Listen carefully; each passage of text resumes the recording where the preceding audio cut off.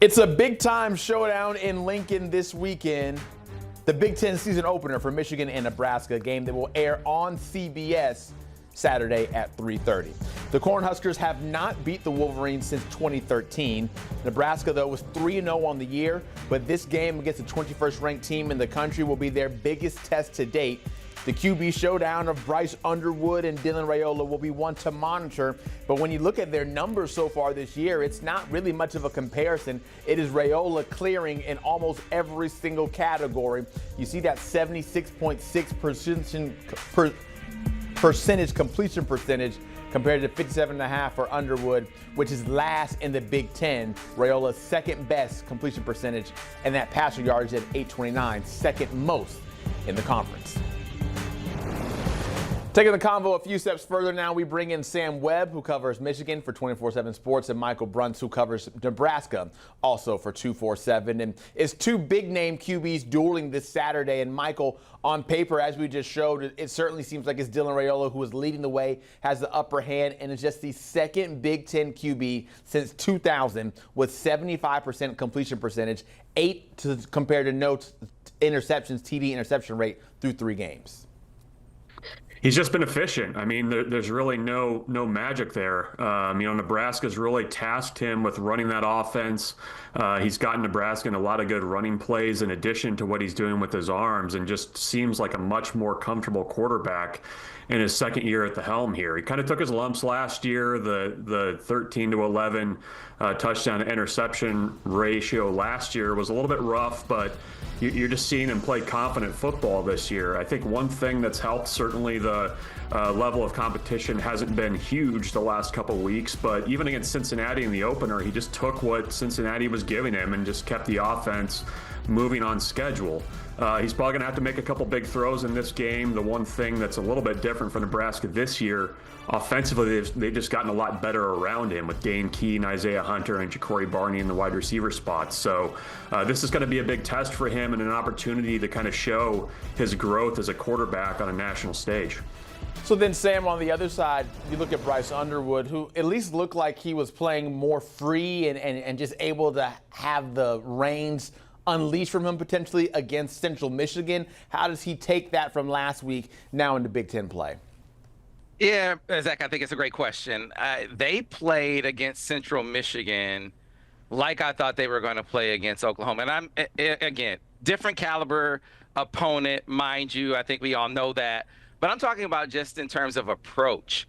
They didn't run Bryce Underwood against Oklahoma at all. And conversely, Oklahoma ran John Mateer 19 times. Michigan came out the next week, and it was like they had seen the blueprint. It's like, okay, we need to do that. And I think there's a realization that in order for them to realize maybe the potential of this offense, they need to lean on Bryce Underwood more. They need to put more on his plate.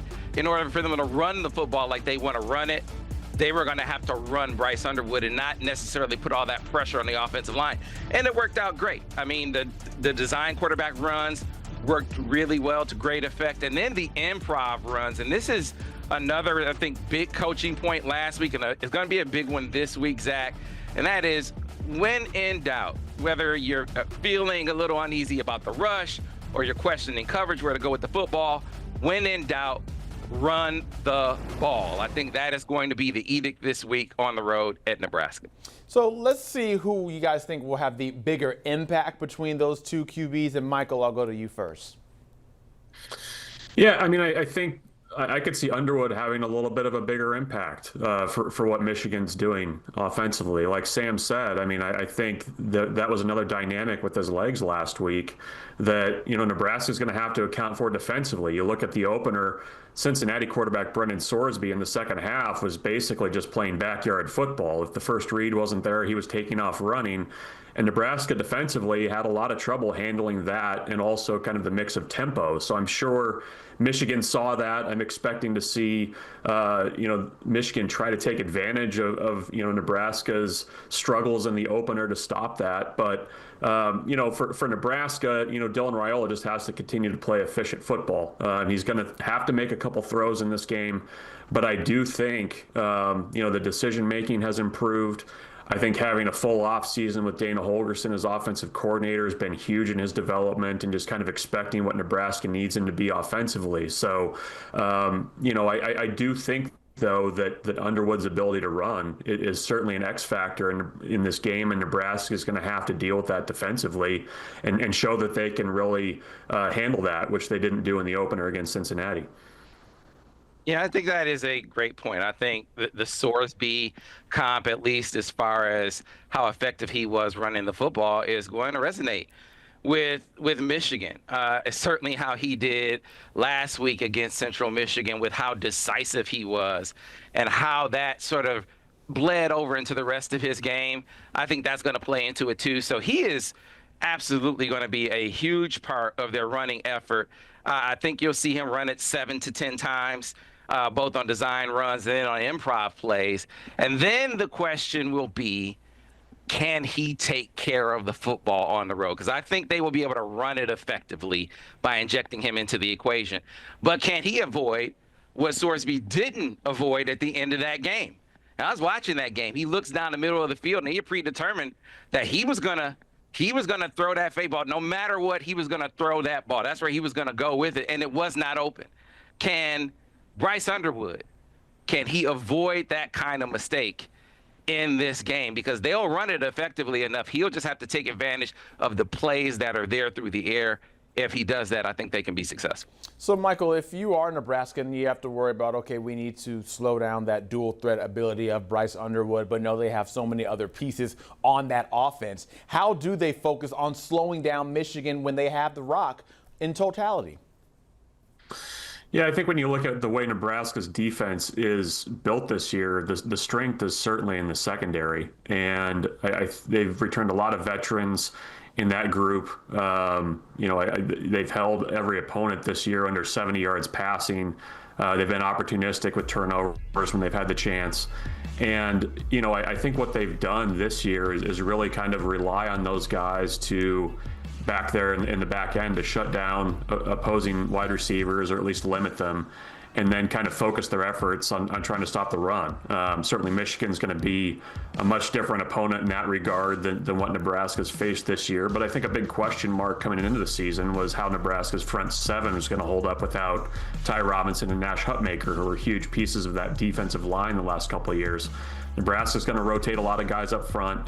They're going to have to win at the point of attack and get off blocks and tackle well. I mean, I think that's going to be the name of the game for Nebraska is, can you get enough guys to the ball carrier and get them on the ground when it matters? And, the one thing I think that'll kind of help this defense, though, it's a home game.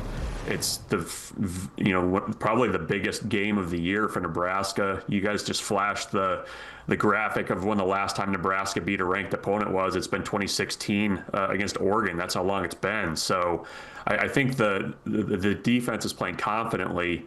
I think they'll be helped by being at home, but they've got to be able to tackle well, and they've got to be able to do what they can to stop the run. Yeah, Matt Rule, overall as the head coach, has never had a ranked win as the head coach of Nebraska. Didn't have one at Baylor. Have to go back all the way until Temple to find him as a head coach getting a ranked win. Speaking of head coaches, we will not see Sharon Moore for the second straight week as he serves game 2 of that 3-game suspension with a 3rd game to spill over into next season. So, Sam, I think it's easy to get by without your head coach against a lower opponent like Central Michigan last week, but now you get Nebraska, you get them on the road. Will his absence be felt? I think it will be. I think that his presence on the sideline is a source of calm, is a source of confidence. I think that he has led them in really adversity-laden scenarios in the past. In the championship year at Penn State, at Ohio State, last year. Or against Ohio State the championship year, and at Ohio State last year. So that will be missed, but you got a veteran coaching staff. I think the experience at Oklahoma will help the players on this team that are young. So I think they'll be fine. And really, it's about Bryce. And so having been in that situation before, and I think being empowered to be a little more of himself and using more of his ability and talent to play more free, like you said, Zach, to run the football when in doubt. I think Those are the kind of things that'll mitigate pressure and mitigate the absence of his coach and allow him to just go out there and play football. We've had the build-up all the way to this moment right here. It lets me be able to ask you this, Michael, first. Who wins on Saturday?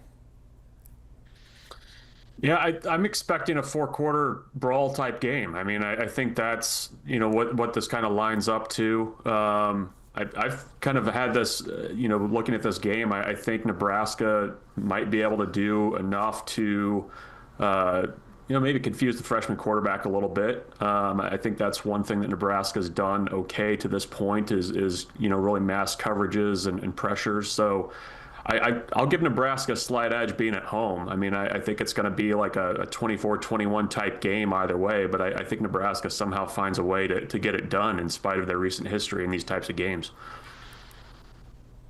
So I think, for Michigan on defense, they'll have their best defensive player for all four games, or all four quarters, which they didn't have down at Oklahoma, and that's Jayshon Barham. He'll make a huge difference. He played edge last week and was huge coming off the edge. I think that'll be big in this game. So I think they'll be able to get heat on the quarterback. I think that'll be a big factor in this game. Then on offense, again, the coverage piece to me is not as big of an issue. Is how do they react to the opportunities that they're going to get down the field? Because Nebraska is, to me, in my opinion, they're going to say, we're going to stop them from running the football. We're going to stop Bryce Underwood from running the football. And can you beat us down the field? Can you hit big plays down the football field? Can he take advantage of those opportunities when he gets them? And can they move the chains consistently on the ground? I think they're going to be able to, based on their experience down there after Oklahoma. A tight game. What's the score on that one, though, Sam? Yeah, I think it's going to be a low-scoring affair as well. I got Michigan winning this game. I'll go 27-21. 27-21, says Sam, with Michigan winning it. Meanwhile, Michael says 24-21, Nebraska. We look forward to this coming Saturday. Sam Webb, Michael Bruntz, thank you so much for helping us break down this game as we get ready to watch it on CBS at 3:30. The crew will be there. We will be excited to watch it. It's also, of course, streaming on Paramount Plus. The Big Ten season opener for Michigan and Nebraska. You hear the music, you know the place to find it. Saturday, CBS.